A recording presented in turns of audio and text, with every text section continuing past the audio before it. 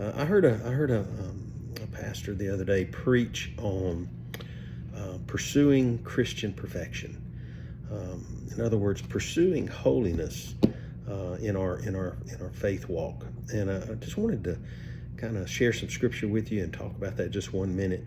1 Peter 1:13 through 16 says, "Therefore gird up the loins of your mind, be sober, and rest your hope fully upon the grace that is to be brought to you at the revelation of Jesus Christ.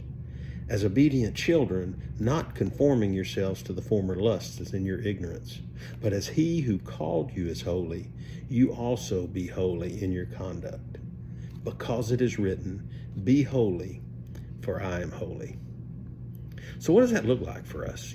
Peter here gives us great instruction on how to pursue that Christian perfection, how to pursue the holiness that God is calling us to, that he desires for us.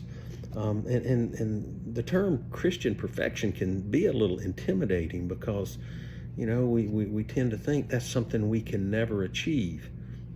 Well, true, we will never achieve that in this life, but that doesn't mean we shouldn't strive for it.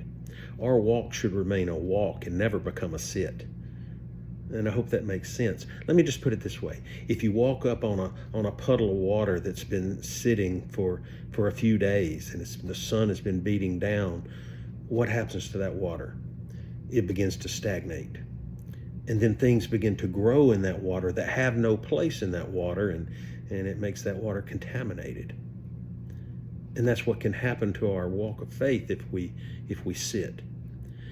But like a flowing stream that runs between the rocks and beats over the rocks, that's the freshest and the cleanest and the purest and the most tasty water you can ever taste, because it keeps moving and it's purified as it goes. And that's exactly what our walk should look like. That's exactly what our pursuit of Christian perfection should look like. So take a minute and go today to 1 Peter 1:13 through 16 and read that. Wonderful instruction, doable instruction on how we should continue to seek the holiness that we're called to, how we should seek to be more like Jesus Christ every single day. I pray that this reaches into the heart of someone who may be sitting right now, who may be in a season where they have sat down from their walk and they're becoming stagnant. I urge you to get up and get moving. Prepare yourself for that journey. Seek him with your whole heart. I love you and I pray for you. Have a great day. God bless.